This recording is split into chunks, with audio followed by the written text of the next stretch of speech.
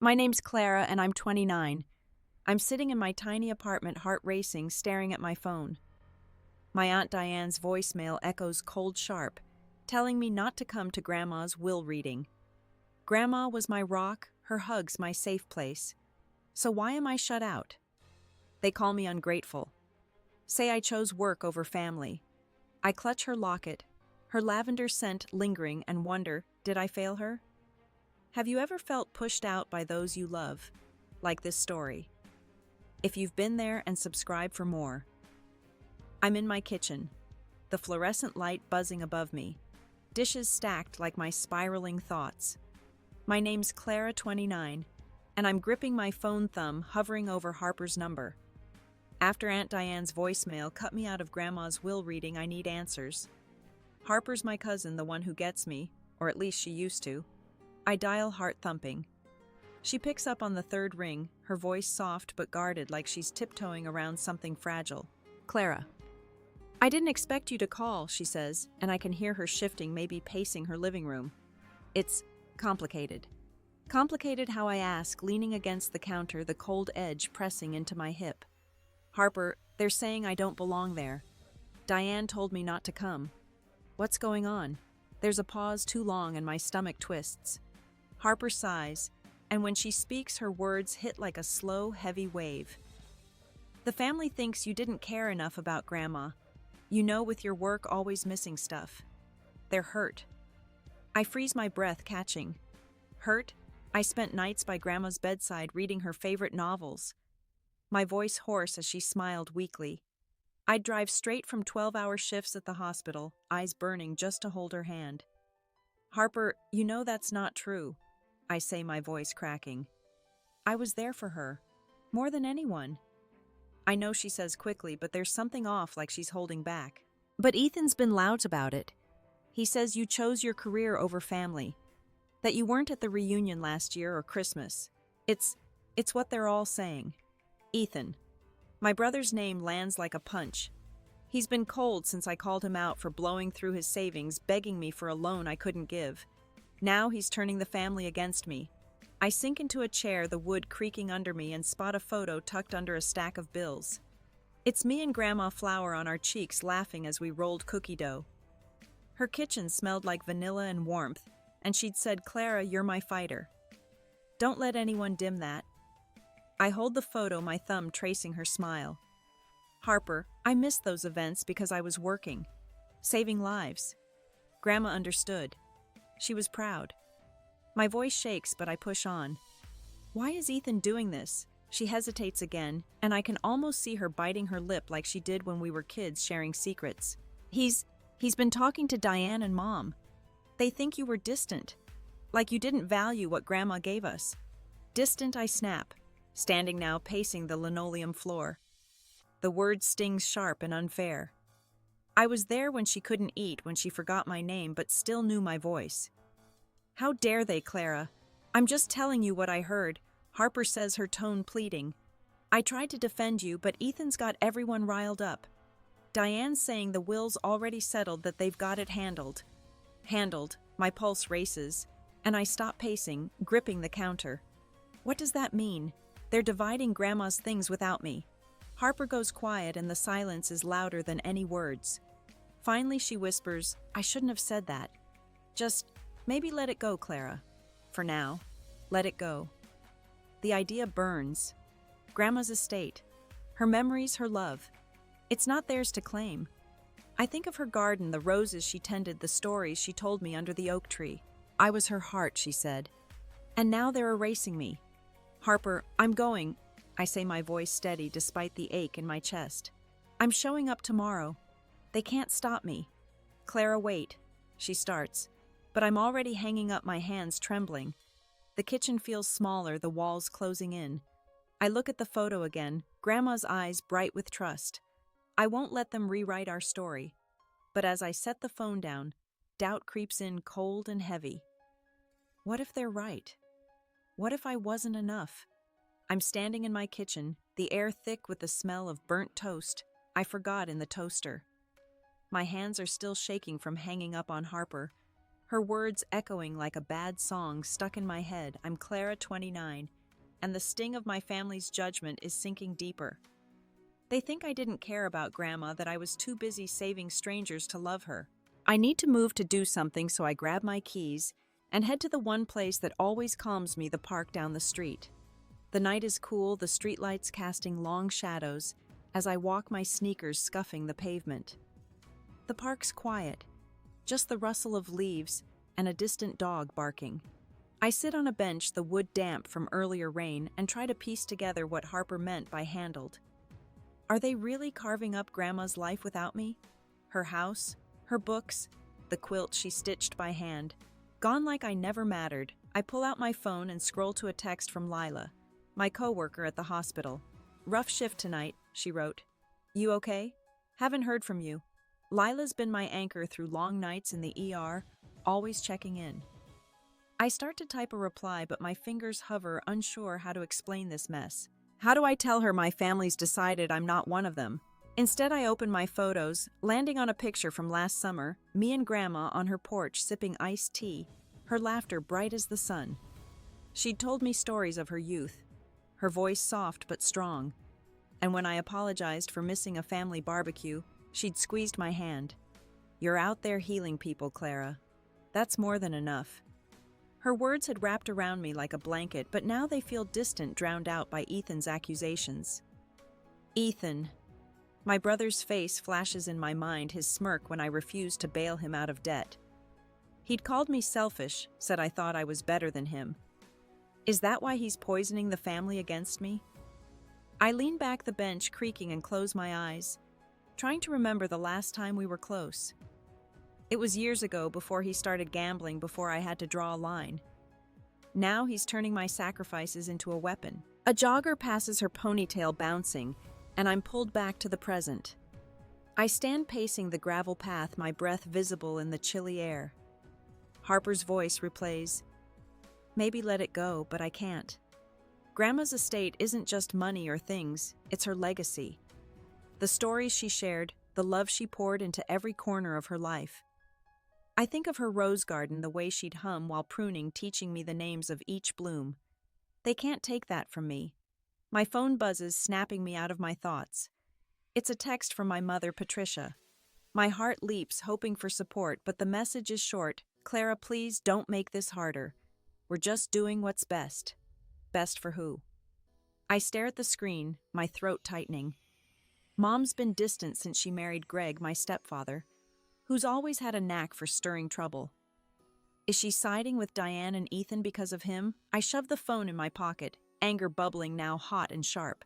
I start walking back faster this time, the park fading behind me. My apartment building looms ahead, its cracked brick facade as worn as I feel. I climb the stairs, each step heavier, and unlock my door. Inside, I head to my bedroom, pulling open a drawer where I keep a small box of Grandma's keepsakes. There's a note inside, her handwriting, shaky but clear. "Clara, you're my light. Never forget that." I hold the note, my eyes burning, and make a decision. I'm going to that will reading, uninvited or not. They can call me ungrateful, but I won't let them erase what Grandma and I had.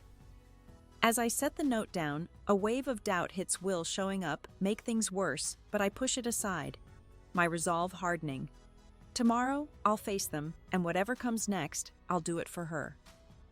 I'm standing at the front door of Grandma's estate, my heart pounding like it's trying to break free. I'm Clara, 29, and the morning air feels too thick, pressing against my skin. Last night's resolve to show up uninvited is still burning, fueled by Grandma's note and the sting of Mom's text.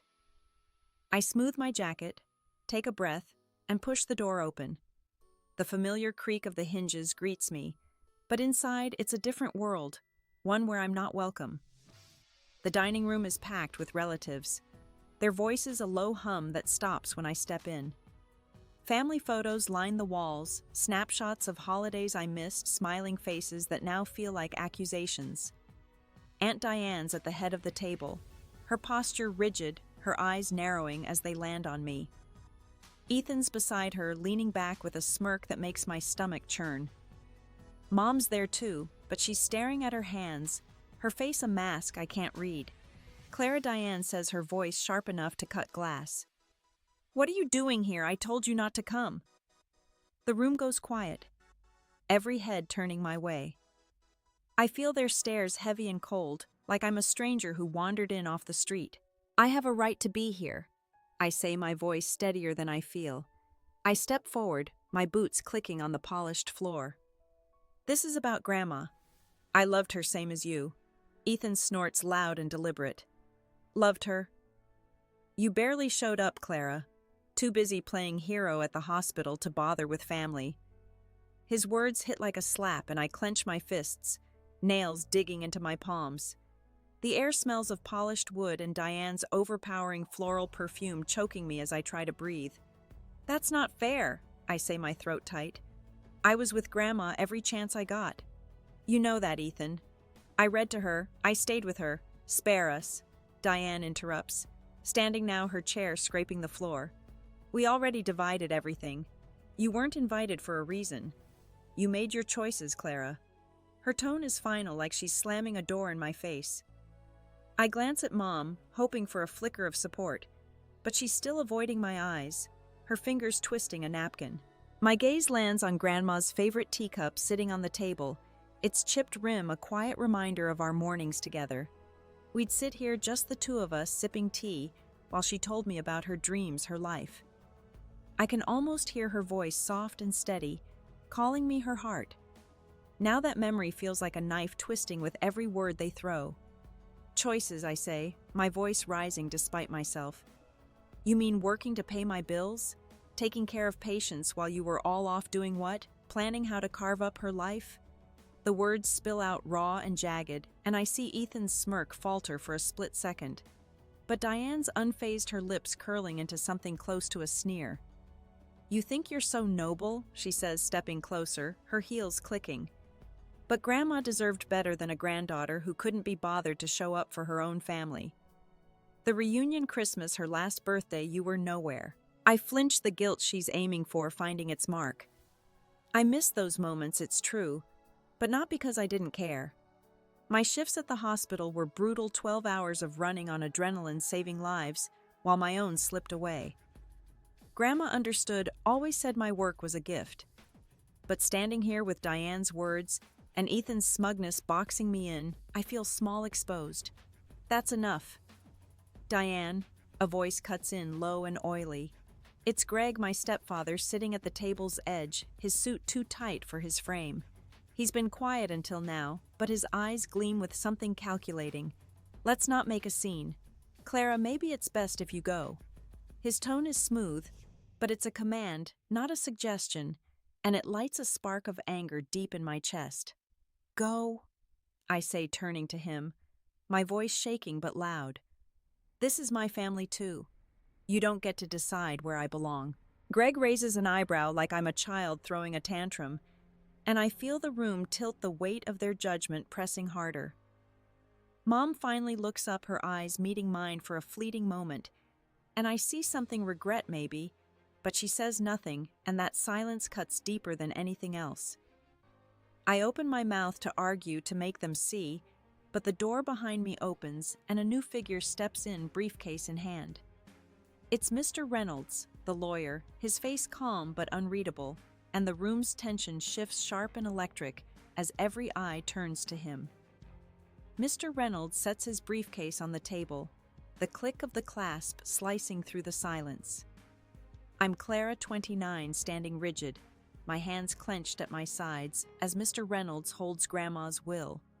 His voice steady but slicing through the tension. Diane's still glaring, Ethan's smirk lingers, and Mom's silence is a weight I can't shake. The relatives around the table are statues waiting for the hammer to fall. The air smells of stale coffee and wax, and my pulse is a drum in my ears. Mr. Reynolds clears his throat, his glasses catching the chandelier's light. "I, Eleanor Marie Thompson, being of sound mind, declare this my last will and testament." He reads his words deliberate. I hold my breath, my fingers brushing the locket in my pocket, its cool metal grounding me. Grandma's love feels close, but so does the family's scorn, and I'm caught in the middle, raw and exposed. He continues listing small bequests. A cousin gets her old clock and uncle her silverware. Each name lands like a pebble, rippling the room's silence. Diane shifts her arms, crossed impatient, while Ethan taps his foot, his smirk fading. I glance at Mom, hoping for a sign, but her face is blank, her hands still in her lap. Greg's watching Mr. Reynolds like a hawk, his jaw tight, and I feel a chill sensing his greed. Then Mr. Reynolds pauses, his eyes scanning the page, and the room seems to tilt. "To my granddaughter, Clara Elizabeth Thompson," he says, and my name in his voice hits like a thunderclap. Every head snaps toward me, and I freeze, my heart lurching.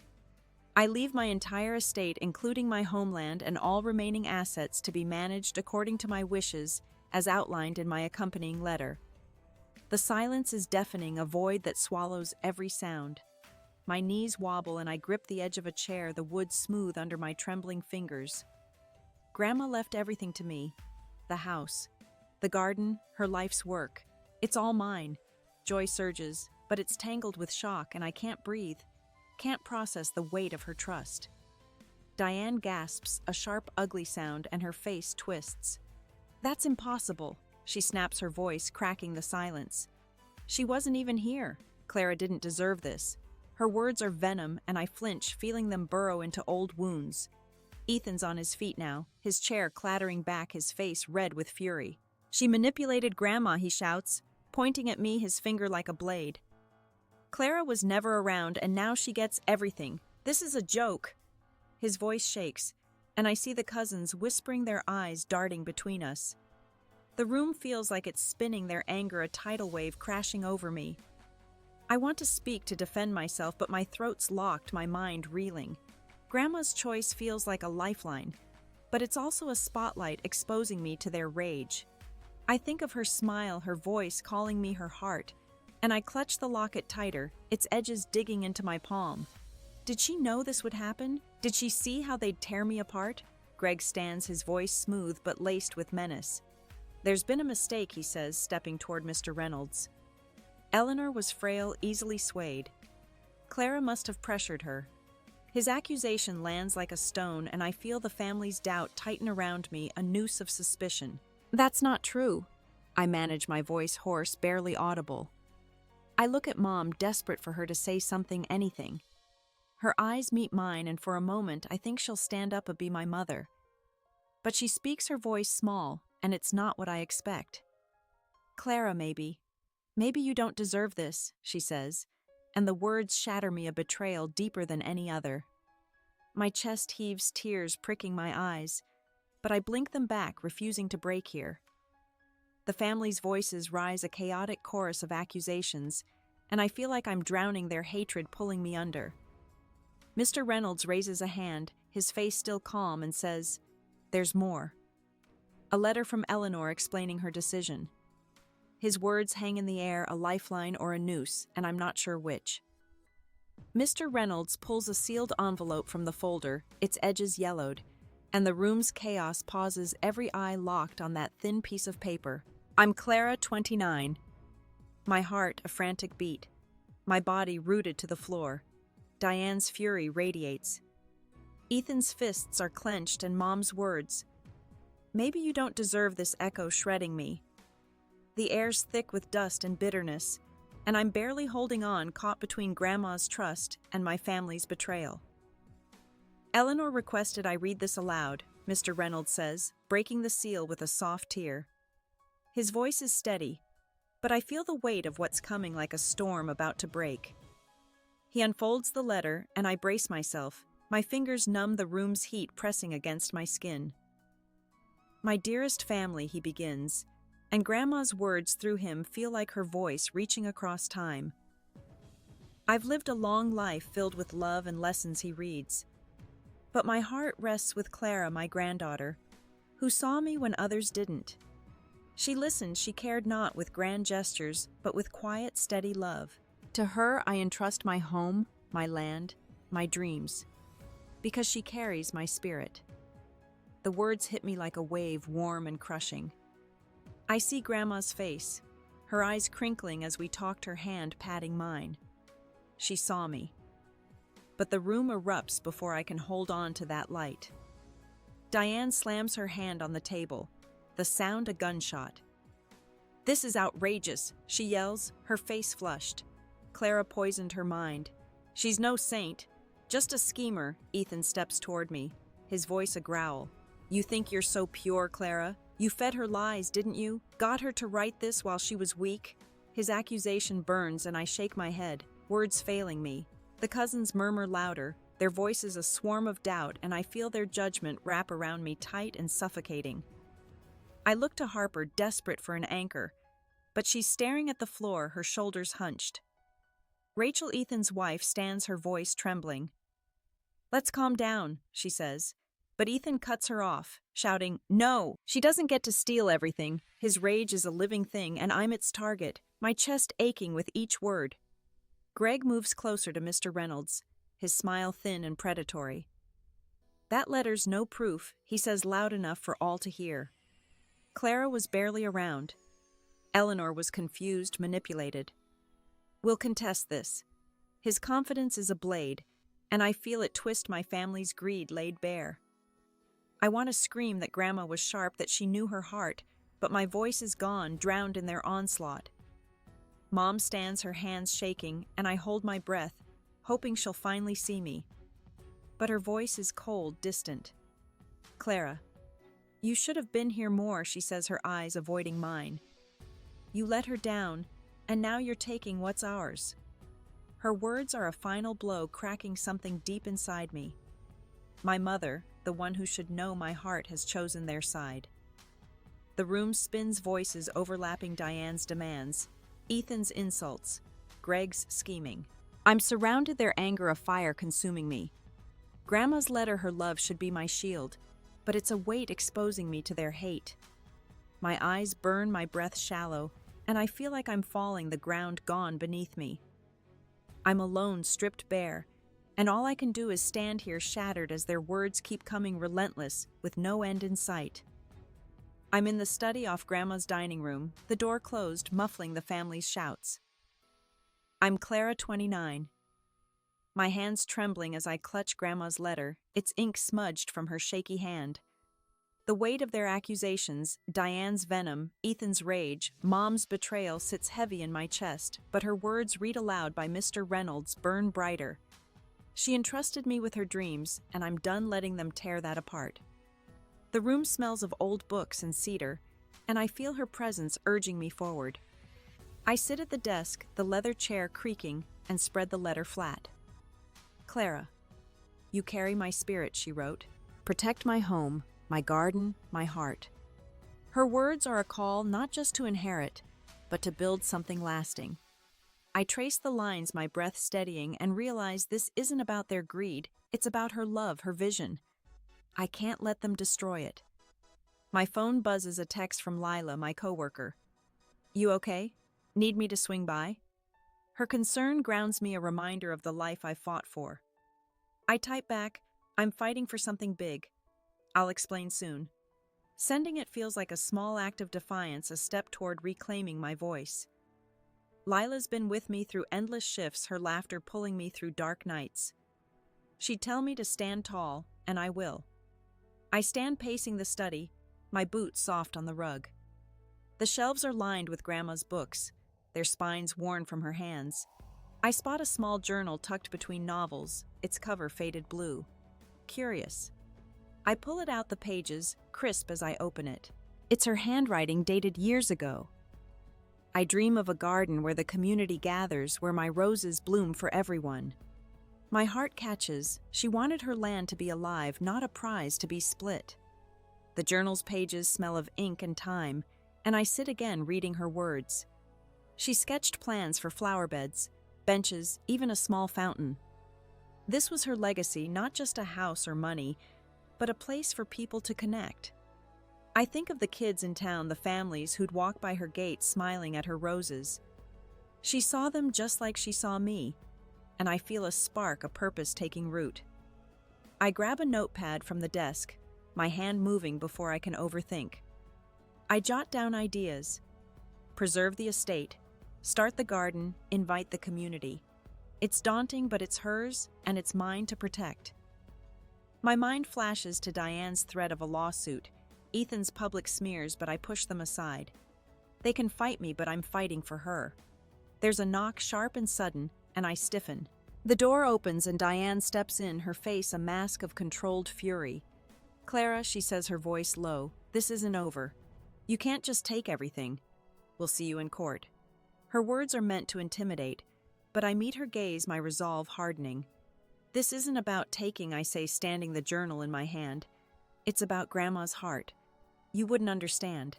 My voice is calm, but there's steel in it, a strength I didn't know I had. Diane's eyes narrow, but she doesn't respond, just turns and leaves the door, clicking shut. I sit back down, my pulse racing, but not from fear, from clarity. I'm done being their scapegoat.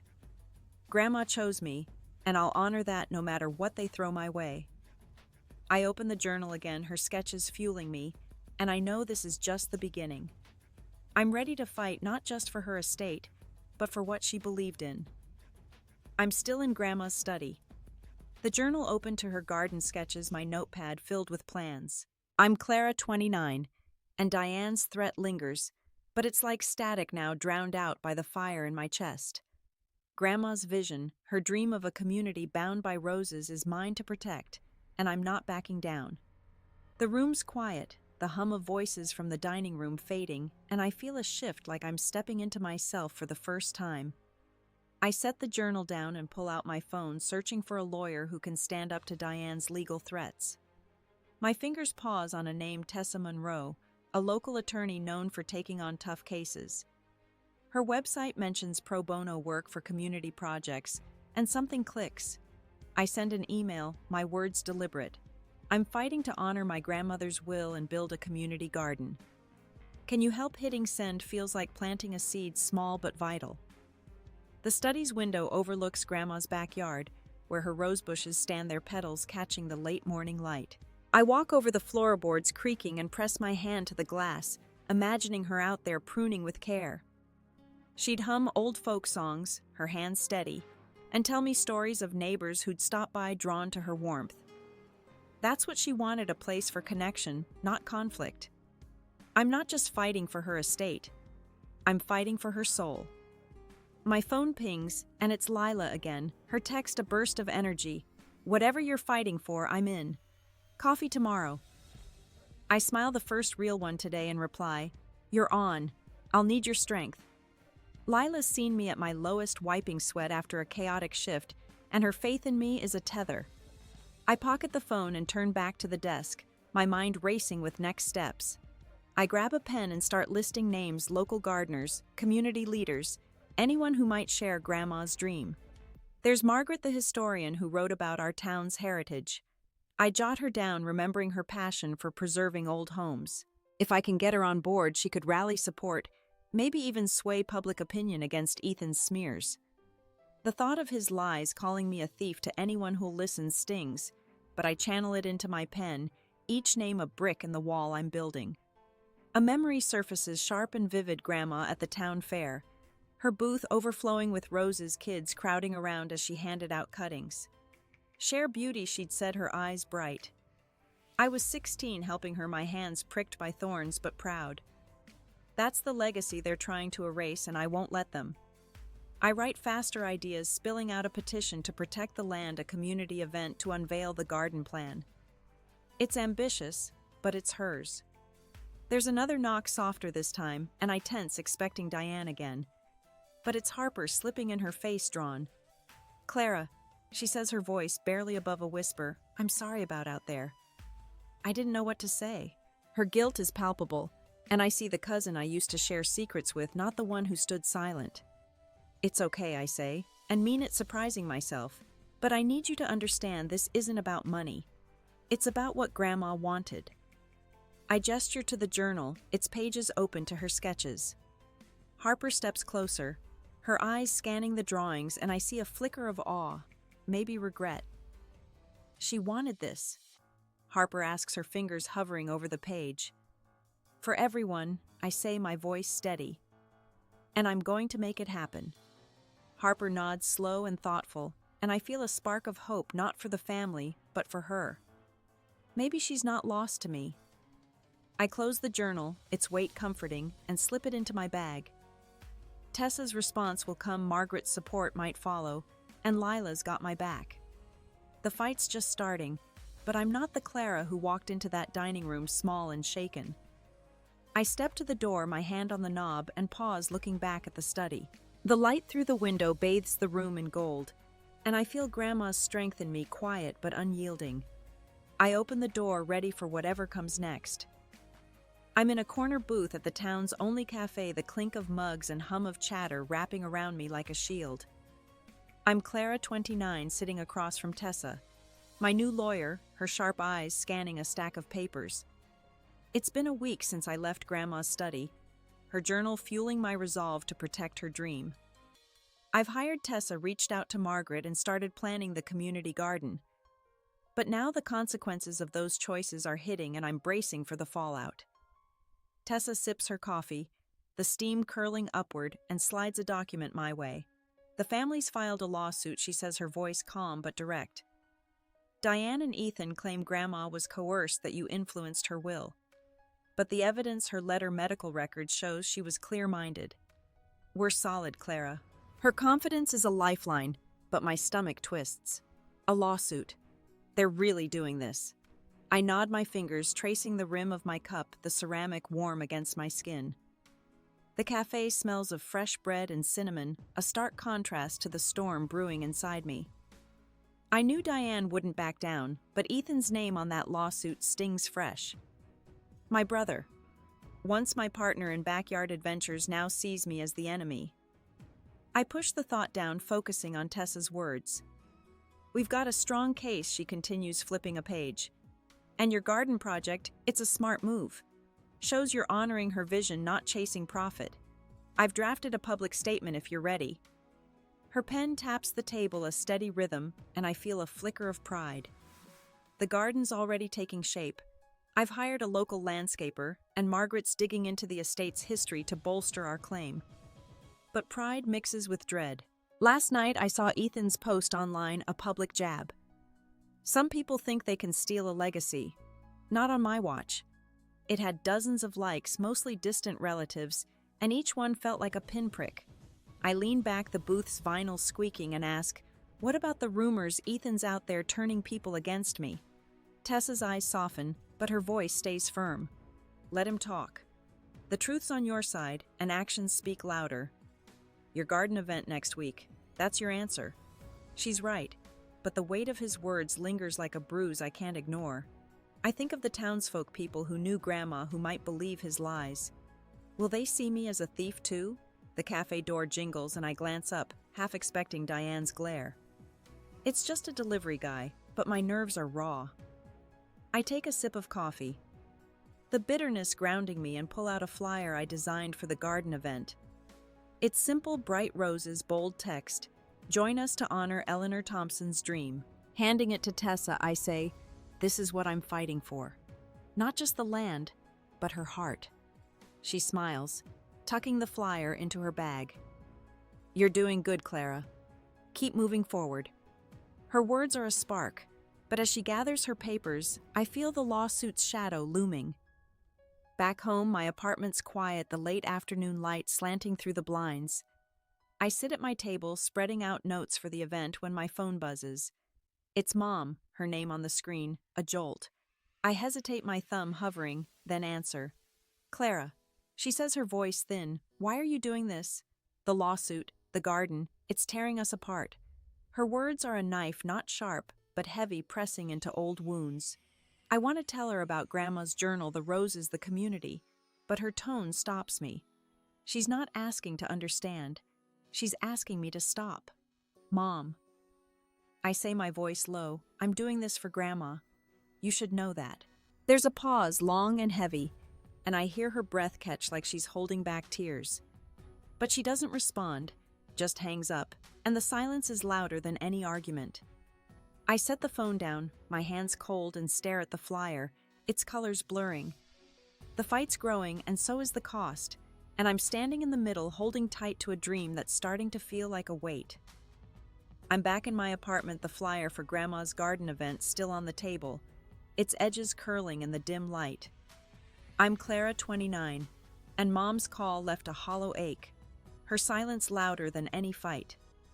The lawsuit Tessa mentioned feels like a storm on the horizon, but it's the quieter wounds, Ethan's rumors, Mom's distance, that cut deepest.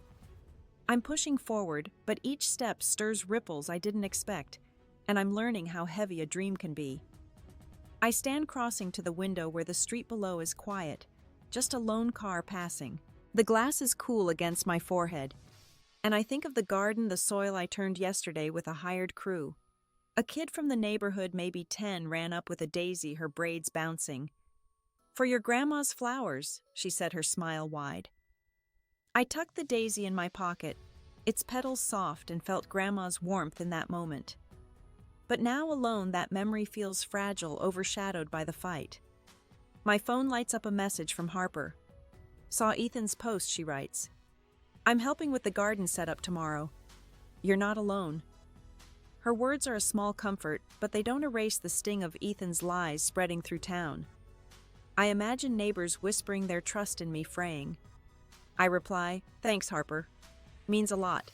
But my fingers linger, unsure if I believe I'm not alone. I sit again, pulling out a stack of letters Margaret sent, old notes from Grandma to town officials pitching her garden idea years ago. Her handwriting loops gracefully, full of hope. A place for us all to grow. Reading them, I feel her determination, but also her loneliness. Her family didn't listen then either. I stack the letters, my chest tight, and wonder if I'm strong enough to carry this alone. The doorbell buzzes sharp in the stillness, and I frown, not expecting anyone. It's Rachel, Ethan's wife, standing in my hallway, her coat damp from a sudden drizzle. Her eyes are red, her voice soft. "Clara." "I need to talk," she says, stepping inside. The air shifts heavy with something unspoken, and I gesture to the couch, my pulse quickening. She sits twisting her scarf and speaks fast, like she's afraid to stop. "Ethan's out of control. He's telling everyone you tricked Grandma, but I know you didn't. I saw you with her, how you cared." Her words catch me off guard, a crack in the wall I didn't expect. But then she adds, "He's hurting Clara. He thinks you've taken everything from him." Her voice breaks, and I see her loyalty torn, trapped between us. I lean forward, my voice quiet but firm. "Rachel, I'm not taking anything. I'm protecting what Grandma wanted." She nods, but her eyes drop, and I feel the weight of her conflict, a mirror to my own. I want to ask about Ethan, about why he's doing this, but the words stick. Instead, I say, "Thank you for coming." She stands, her scarf still tangled, and leaves without another word, the door clicking shut. I'm alone again, the apartment too still, the daisy from the kid now wilting on my table. Rachel's visit should feel like a win, but it doesn't. It's another fracture, another piece of my family slipping away. I think of Mom's call, Harper's text, the lawsuit's shadow, and the garden's fragile start. I'm moving forward, but the cost is piling up, and I'm not sure what's left of me to give. I sit staring at the daisy, its petals curling inward, and feel my heart curl too quiet and bruised, waiting for the next blow. I'm walking through the garden on Grandma's estate, the early morning mist curling around my ankles. I'm Clara, 29, and the air is cool, carrying the scent of damp earth and budding flowers. The past weeks, Ethan's lawsuits, Mom's distance, the town's whispers have left me raw. But today the garden feels like a quiet harbor. The roses are blooming, their petals soft against the dawn, and I'm here alone, carrying Grandma's dream in my hands. I kneel beside a flower bed, my jeans soaking up the dew, and adjust a small sign, "Eleanor's Garden opening soon." The words painted in my shaky script feel like a promise kept. I've poured everything into this late night's planning, with Margaret calls with Tessa, even Harper's help hauling soil. The community's starting to notice. Yesterday a neighbor dropped off seedlings, her smile shy but genuine. It's small, but it's real. I stand brushing dirt from my palms and walk to the old oak at the garden's edge. Its branches stretch wide, leaves whispering in the breeze. I sit against its trunk, the bark rough through my jacket, and let my eyes wander over the beds we've planted. Each one's a step toward Grandma's vision, a place where people can gather, heal, maybe find what I've been searching for. I'm not the same Clara who stood trembling in that dining room, shrinking under Diane's glare. I've grown not louder, but steadier. My bag's beside me, and I pull out a bundle of letters Margaret found in the town archives, notes from Grandma to her friends full of warmth and plans. One catches my eye, dated a decade ago. I want my land to be a haven, not a burden. Her words sink into me, heavy with truth. I've been carrying this fight like a weight.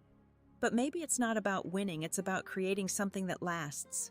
I tuck the letter away and close my eyes. The oaks shade cool against my face. A memory surfaces. Not of Grandma, but of me at 25, exhausted after a shift crying in my car because I couldn't save a patient. I'd called Grandma, my voice breaking, and she'd said, "You gave them your heart, Clara. That's enough." Back then I didn't believe her. But now, tending this garden, I think I do. Enough isn't perfection, it's showing up even when it hurts. Footsteps crunch nearby, and I open my eyes to see Harper, her hair tied back, a thermos in hand. She sits beside me, offering a cup of tea, its steam rising in the chill. "Couldn't sleep," she says, her voice soft. "Figured you'd be here." I take the cup, its warmth seeping into my hands, and we sit in silence, watching the garden wake. Her presence feels like a bridge, not fully mended but stronger than before. "You think she'd like this?" Harper asks, nodding at the flower beds. Her question is gentle, but it carries the weight of our shared loss. I look at the roses, their colors vivid against the gray dawn, and feel a quiet certainty. "She'd love it," I say, my voice steady. "It's what she always wanted." Harper nods, her eyes distant, and I sense her wrestling with her own regrets. We sip our tea, the moment fragile but real, and I realize this garden isn't just for Grandma, it's for us too, for the pieces of ourselves we're trying to rebuild. The sun breaks through the mist, casting light across the petals, and I breathe slow, feeling the earth beneath me. The lawsuit's final hearing is days away, but here now, I'm not fighting, I'm building, and for the first time that feels like enough. The tea in my cup has cooled, its faint peppermint scent, mingling with the morning air. I'm Clara, 29, sitting under the oak with Harper, the garden stretching before us, alive with the promise of Grandma's dream. The weight of the lawsuit. Ethan's anger and Mom's distance hasn't vanished, but here in this quiet, I'm finding a way to carry it differently. The roses glow in the rising sun, and I feel a stillness settling like a tide pulling back. Harper shifts beside me, her thermos resting on the grass. "I wish I'd spoken up sooner," she says, her voice barely above a whisper. In the dining room, I just froze. Her confession hangs between us, raw but honest, and I see the girl who used to braid my hair, the cousin who's trying to find her way back. "You're here now." I say my words soft but firm. I meet her eyes, and there's no blame, just truth. She nods, a small smile breaking through, and I feel a knot loosen, not fully undone, but softer. We don't need to say more. The garden speaks for us, its blooms a testament to what we're building. I stand, my legs stiff from sitting, and walk to a patch of soil we prepped yesterday. A single rosebush waits, its roots wrapped in burlap, a gift from a local nursery who heard about the project. I kneel, the earth cool under my fingers, and start digging, each scoop a quiet act of faith. This bush will mark Grandma's favorite spot where she'd sit with her sketchbook dreaming of this very garden. I work slowly, the rhythm calming, the soil's grit grounding me. As I plant, I think of the court date looming, the final chance for Diane and Ethan to challenge Grandma's will. I used to dread it, imagining their accusations, but now I see it differently. It's not about proving them wrong, it's about standing for what's right. I've spent so long trying to be enough for Mom, for the family, for myself. But maybe enough is just this, showing up, planting roots, choosing love over anger. A breeze stirs, carrying the sound of distant voices, early visitors drawn by the garden's signs. I glance up, seeing a couple with a toddler, their faces curious as they peer through the gate. The sight stirs something deep, a warmth that feels like Grandma's hand on my shoulder. This place is already more than mine. It's theirs too, just as she wanted. I pat the soil around the rose bush, my hands steady and stand brushing dirt from my knees. Harper's watching, her expression soft, and I nod toward the gate. "Let's let them in," I say, my voice quiet but sure. She follows, and we open the gate, the hinges squeaking, welcoming the first strangers to Grandma's dream. As they step inside, the toddler runs to a flower bed. Her laughter bright, I feel a shift, subtle but profound. The garden's alive, and so am I, not because I've won, but because I've chosen to keep going. I look at the rose bush, its leaves catching the light, and breathe slow, the world steady around me. Whatever comes in court, whatever Ethan or Mom do next, this moment is mine, and it's enough. I'm sitting on the porch of Grandma's house now. My home, a mug of chamomile tea warming my hands. I'm Clara, 29, and the evening air is soft, carrying the hum of crickets and the faint sweetness of blooming jasmine from the garden. The court ruled in my favor last week, upholding Grandma's will, but the victory feels quiet, not triumphant. I've chosen to share some assets with the family, keeping only what I need to sustain her dream. The garden's open now, alive with voices, and I'm learning what it means to heal. The porch swing creaks as I shift its rhythm, steady like a heartbeat. I've started a new habit evenings here, watching the sky shift from gold to dusk, letting the day settle. It's different from the frantic nights I used to spend scrolling through work emails or replaying family fights. Now I just sit, breathe, and listen. The garden's become a hub. Kids play among the flower beds, neighbors linger on benches sharing stories. Yesterday, a woman my age thanked me, said the garden helped her through a rough patch. Her words stuck, a reminder that this place is bigger than my pain. I sip my tea. The mugs glaze smooth under my fingers and think about Mom. She came to the garden's opening, standing at the edge, her scarf knotted tight. We talked not long, but enough. "I'm trying, Clara," she said, her voice brittle but honest. I nodded, no promises. Just a step. She's caught in her own struggles, tied to Greg's shadow, but I'm not chasing her approval anymore. I've let go of that need, and it's like shedding a heavy coat. Harper's been around more, helping with the garden's upkeep, her laughter a bridge we're rebuilding. Ethan didn't show at the hearing, his absence a choice I can't control. I sent him a letter offering peace but got no reply. It hurt, but I'm learning to carry that hurt differently, not as a wound, but as a fact like the weather. I've stopped trying to fix what won't bend. My phone rests on the swing, silent for once. Lila's coming over tomorrow, bringing her famous peach cobbler, and we'll sit here talking about work life, maybe nothing at all. She's seen me through this storm, her texts a lifeline when I felt alone. I'm finding balance now, working fewer shifts, carving out time for this house, this garden, myself. It's not perfect. Bills stack up, the lawsuit drained my savings. But I'm okay with imperfect. I set the mug down, the wood of the porch, cool under my bare feet, and lean back the swing, swaying gently. The stars are starting to peek through, faint but steady, and I feel a quiet strength, not loud or bold, but rooted. I've fought lost and built something real. The garden's alive, the house is home, and I'm still here, not the Clara who begged for love, but one who knows her worth. I close my eyes, the night wrapping around me, and for this moment, it's enough. I'm in the garden now, the morning light soft on my skin, a pair of pruning shears in my hand. I'm Clara, 29, and the quiet of this place feels like a gift, not an escape. The roses are thriving, their stems sturdy, and I clip a faded bloom, careful not to bruise the new buds. This work, tending what grows, has become my rhythm, a way to honor Grandma and find myself. The fight for her dream reshaped me, not into someone new, but someone true. I pause, setting the shears down, and sit on a bench we built last month. The wood is warm, smooth by hands that helped raise this garden, Harper's, Margaret's, even strangers who showed up with shovels and hope. I think about the Clara who stood in that dining room, desperate for approval, and she feels distant now. I've learned that love isn't about earning a place, it's about knowing your own. Grandma gave me that, not through her will, but through her belief in me. I pull a small notebook from my pocket, one I've started carrying, to jot down thoughts. Yesterday I wrote, "Forgiveness isn't agreement, it's freedom." I've forgiven Mom not because she's changed, but because I needed to let go. Ethan's silence still aches, but I've stopped waiting for his apology. I've forgiven myself too for the guilt I carried for the moments I missed. That's the hardest part, seeing your flaws and choosing to move forward anyway. A young couple walks by, their hands linked, pausing to read the garden's dedication plaque.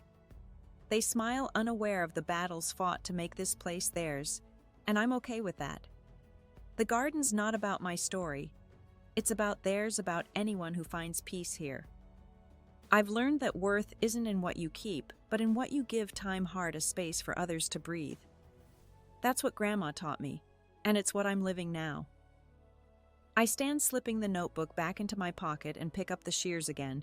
The garden stretches around me, vibrant and full, a testament to what's possible when you choose to build instead of break.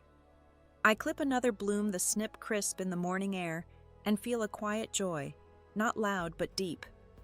I'm not whole, not yet, but I'm growing, and that's enough. What's a moment that taught you your own strength?